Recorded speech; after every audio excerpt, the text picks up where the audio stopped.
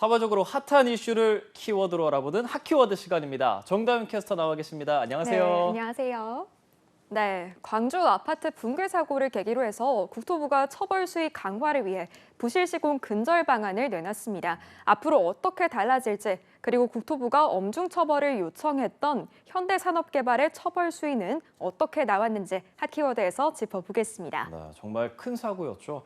그동안에는 부실 시공으로 사고가 나면 엄중 처벌로까지는 이어지지 않았는데 이번에는 분위기가 다르다고요? 네, 맞습니다. 그동안 중대재해 사고에 대한 적절한 책임을 지우지 않아서 이 재발이 계속된다는 지적이 있어 왔는데요.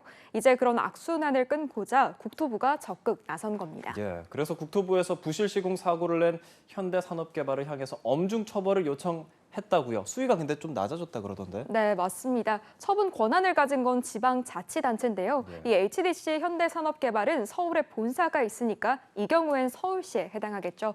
국토부는 그래서 부실 시공으로 큰 사고를 냈을 때 등록 말소나 영업정지 1년을 부과할 수 있는 이 규정을 이용해서 엄중 처벌을 서울시에 요청했습니다.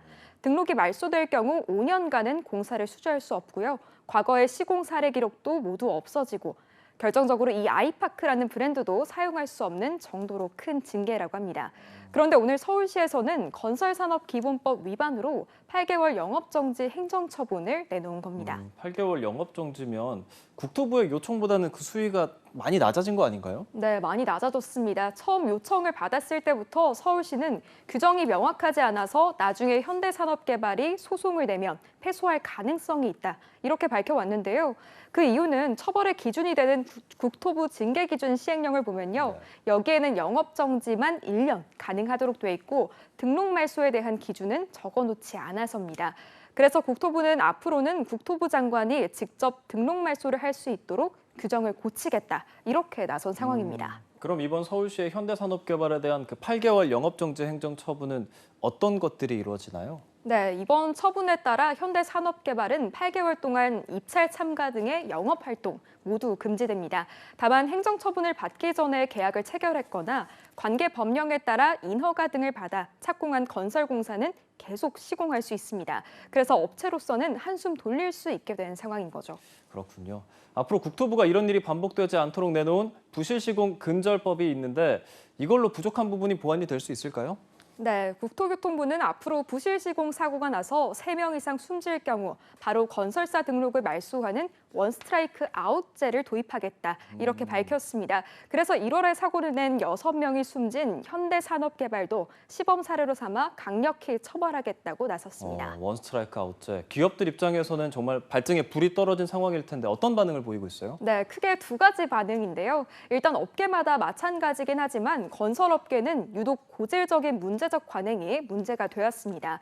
이를 바로잡고 무관용 원칙을 내세운 건 업계를 정화할 수 있는 기회가 될 것이다. 이런 긍정적인 평가도 나오는 반면에 또 한쪽에서는 건설회사들은 반발하는 분위기입니다. 일단 올해 초부터 중대재해처벌법을 시행했는데 아무리 안전에 신경을 쓰고 또 예산을 투입해도 현실적으로 안전사고를 100% 예방하긴 어렵다는 건데요. 그런 만큼 원스트라이크 아웃제가 곧장 적용되는 건 아무래도 시간이 조금 필요하다 이런 입장입니다. 입장 차가 있군요.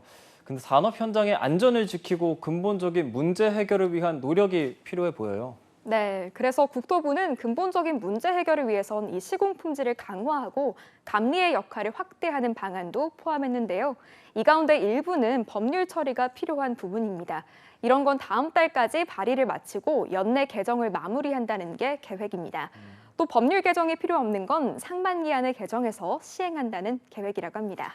네, 이렇게 사람들이 목숨을 잃어야만 안전을 강화하려고 하고 그마저도 지난 수십 년 동안 제대로 바꾸지 못한 이런 현실입니다. 우리는 바뀔 때까지 끊임없이 개선을 해나가야겠죠. 지금까지 핫키워드 정다윤 캐스터와 함께했습니다. 오늘 고맙습니다.